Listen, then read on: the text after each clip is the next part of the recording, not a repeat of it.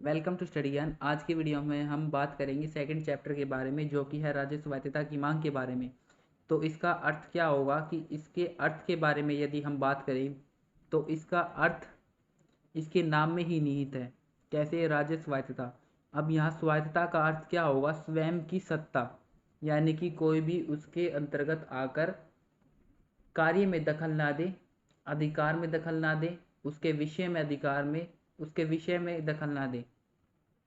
तो इसके अर्थ के बारे में हम जान लें, जो इसमें लिखा हुआ है, जिसके अंतर्गत राज्य के आंतरिक मामलों में केंद्र सरकार का हस्तक्षेप न हो और संविधान द्वारा उसे प्रदत्त विषयों पर राज्य को अपनी सत्ता के प्रयोग करने का पूर्ण अधिकार हो, जिससे कि राज्य अपने क्षेत्राधिकार में रहते हुए जन कल्याण की दृष्टि से कार्य करे, अपनी योजना और विचार स्वतंत्रता पूर्वक क्रियान्वित कर सके।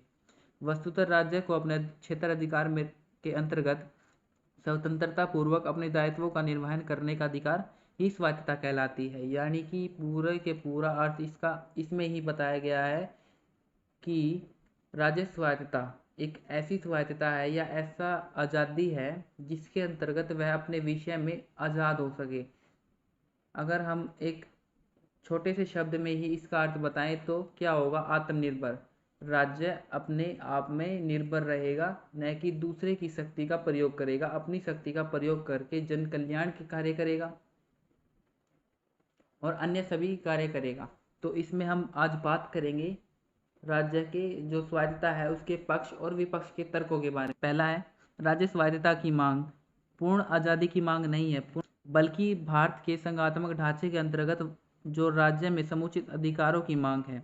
यानी वास्तविक संघात्मक ढांचे को ये अपनाना चाहते हैं। इनकी मांग यह नहीं है कि ये देश से अलग हो जाए, भारत से अलग हो जाएं, या फिर जहाँ ऐसी व्यवस्था है, संघात्मक जो व्यवस्था है, उनसे वह अलग हो जाएं। इसलिए देश के विघटन का कोई खतरा उत्पन्न नहीं होगा। इसका जो दूसरा पॉइंट है वो होगा, राज्य के कार्य में दिन प्रतिदिन की वृद्धि होती जा रही है। आर्थिक नियोजन और ग्रामीण विकास संबंधी अपने जो बढ़ते हुए कार्य है उस दृष्टि से इसके वित्तीय मामलों में केंद्र सरकार पर इसे आश्रित होना छोड़ना पड़ेगा, इसे बंद करना पड़ेगा। पृथक वित्तीय संसाधनों के उपलब्ध हो जाने पर राज्य जो विकास संबंधी अपने दायित्वों को पूरा करने में सक्षम हो जाएगा। यानी यह आर्थिक मामले में भी आत्मनिर्भर बने, यह खुद के फैसले ले, ये देखे कि इनके जो सोर्स है, आर्थिक सोर्स है, या ये कहाँ कहाँ से यह आर्थिक नियोजन को बढ़ा सकते हैं, उन्हें भी यह देखेंगे। यानी कि सक्षम यह कितनी है इनका इसे पता लग जाएगा। अब बात करते हैं तीसरे पॉइंट के बारे में। राज्य के स्वायत्त हो जाने पर केंद्र और राज्य के बीच में होने वाले सौतेले व्यवहार का भी अंत हो जाएगा। और राज्य जो कि अलग, मान लीजिए केंद्र की अलग सरकार है और राज्य में अलग सरकार है, तो क्या होता था कि राज्य में जब कोई भी आवंटन की जाती थी योजना, तो उसमें कटौती की जाती थी। क्यों? क्योंकि राज्य में अलग सरकार होती है और केंद्र में अलग, तो हमेशा सौतेला व्यवहार किया जाएगा। लेकिन उसी ही पल में दूसरा बार देखा जाए, यदि इनकी ही सरकार है, यानी कि ए सरकार यहाँ है, ए सरकार यहाँ है, तो इनकी सरकार में दिए जाने वाला जो भी आवंटन योजना थी, कोई भी योजना थी, वह डायरेक्ट इनके पास जाएगी बिना किसी कटौती के। तो यह सौतेला व्यवहार का भी अंत हो जाएगा। अब बात करते हैं इसके चौथे पॉइंट के बारे में, जो कि है राज्य को स्वायत्तता प्रदान करने से इसके अनुदान प्रक्रिया में की जाने वाली शैली थी जो, उसमें भेदभाव समाप्त हो जाएगा। जैसा कि हमने पिछले में बात करा, इसमें दिए जाने वाले अनुदान में किसी भी तरह की कटौती नहीं होनी चाहिए, इसका भी अंत हो जाएगा। जैसे राज्य में अलग और केंद्र में अलग सरकार है और उसमें अलग अलग तरह से ये आवंटन योजना को बेचते हैं, उसका अंत हो जाएगा। अब बात करते हैं पांचवें बिंदु के बारे में, जो कि है राज्य को स्वायत्तता प्रदान करने से भारत में सच्ची वास्तविक संघात्मकता की जो व्यवस्था है वह स्थापित होगी। यानी कि इनकी जो मांग है, राज्य की जो मांग है, वो सच्ची और वास्तविक संघात्मक व्यवस्था को कायम करने की है, न कि ऐसी व्यवस्था जिसमें यह आज़ाद हो जाए, भारत से अलग होकर अपना अलग देश बनाए, या पूर्ण स्वायत्तता या प्रभुसत्ता की मांग हो। यह नहीं है। बात करते हैं छठे बिंदु के बारे में, जो कि है राज्य के स्वायत्त शासी बन जाने के बाद इसके अंतर्गत उत्तरदायी की भावना पैदा हो जाएगी। यानी कि इसे यह पता लगेगा कि यह कितना प्रबल है, यह कितने फैसले लेने के लिए प्रबल है या इसके जो फैसले हैं वो कितने परसेंट सफल होंगे।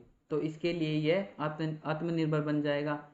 ऐसा हो जाने पर अपनी आय के स्रोतों का यह पता लगाएंगे और केंद्र पर यह निर्भरता छोड़ देंगे। इससे ये अपने आय के स्रोतों का भी पता लगा लेंगे और यह जो केंद्र पर इनकी निर्भरता रहती है आवंटन योजना टाइप में, या फिर आर्थिक जो इनकी निर्भरता है उसका अंत होगा। इनकी प्लानिंग ये खुद करेंगे तो ये निर्भर खुद ही बन जाएंगे। ये कितने सक्षम है इसका भी इन्हें पता लग जाएगा कि इनकी जो पॉलिसी है वो कितनी कारगर रहती है जनता के बीच में जन कल्याण के कार्य के लिए। अब बात करते हैं इसके विपक्ष के तर्कों के बारे में। तो इसका जो पहला विपक्ष का तर्क है उसमें क्या बताया गया है कि यह देश में अराजकता और विघटन की भावना को उत्पन्न करेंगे। इससे देश की अखंडता और सुरक्षा को खतरे में डाल लेंगे। यह भी सत्य है, यदि हम पूर्ण आज़ादी देते तो उसका दुरुपयोग करेंगे। अब बात करते हैं दूसरे बिंदु के बारे में। इसमें राज्य में जब अगर हम स्वायत्तता को दे देंगे तो तानाशाह सरकार की स्थापना होगी और ये वह निरंकुश हो जाएगा वहाँ का मुख्यमंत्री और मनमाने ढंग से कार्य करेगा और केंद्र से जो इन्हें मतलब ढील मिली है वो उसका पूर्ण रूप से आज़ादी से प्रयोग करेंगे। तो इससे भी ये नुकसान हो सकता है। अब तीसरा बिंदु है, यदि राज्य की स्वायत्तता को स्वीकार कर लिया जाता है तो यह कल पूर्ण आज़ादी की मांग करेंगे। यह पूर्ण रूप से प्रभुसत्ता की मांग करेंगे। जैसे कि जब कोई अलगाववादी क्षेत्र है यदि उन्हें भी अधिकार दे दिया जाए तो वहाँ के अलगाववादी जो संगठन है वह प्रेशर डालेंगे और प्रेशर में क्या होगा कि वह उनकी मांग को मानना ही पड़ेगा और यह देश से अलग हो जाएंगे। तो यह भी थोड़ा दिक्कत का मामला है यदि हम उन्हें पूर्ण आज़ादी दे दें। अब बात करते हैं इसके चौथे बिंदु के बारे में। यह मांग विशेष रूप से उन नेताओं द्वारा प्रस्तुत की जाती है जो राज्य के अपनी निष्पक्ष सत्ता कायम करना चाहते हों।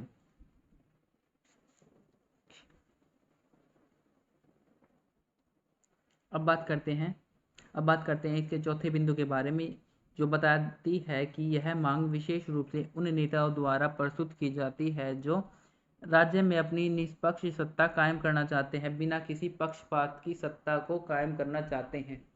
पांचवा बिंदु है राज्य मन्नार समिति जो कि 1970 के सुझाव थे। उसमें भारतीय संविधान की आत्मा को ही बदल डाला। कैसे?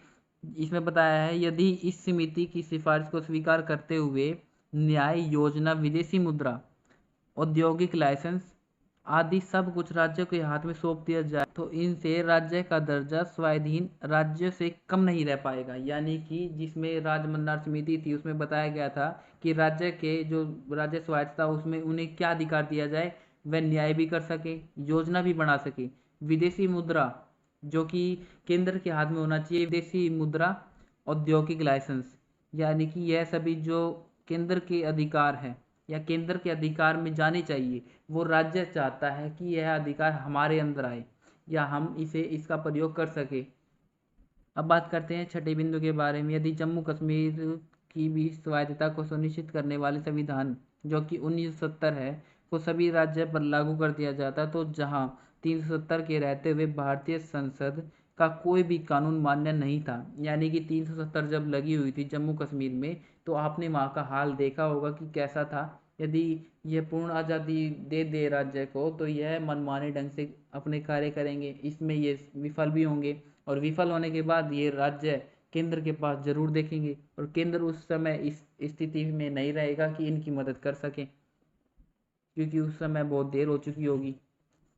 सातवां बिंदु है, जबकि भारत अपने पड़ोसी राज्य विशेषकर पाकिस्तान, चीन से इतने मधुर संबंध है कि आपने देखा हो कितने मधुर संबंध है कि कभी भी ये लड़ाई करने के लिए हमेशा तैयार रहते हैं। यह कोई भी ऐसा मुद्दा नहीं है जिस पर ये आपस में लड़ाई को बल न दें। तो भारत में राज्यों की जो स्वायत्तता है उसे विशेष सीमांतर राज्यों की स्वायत्तता का लाभ या उठाकर राज्य और अपने देश में टुकड़े टुकड़े टाइप में करवा सकते हैं। उनकी जो संप्रभुता है उसका भी हनन कर सकते हैं।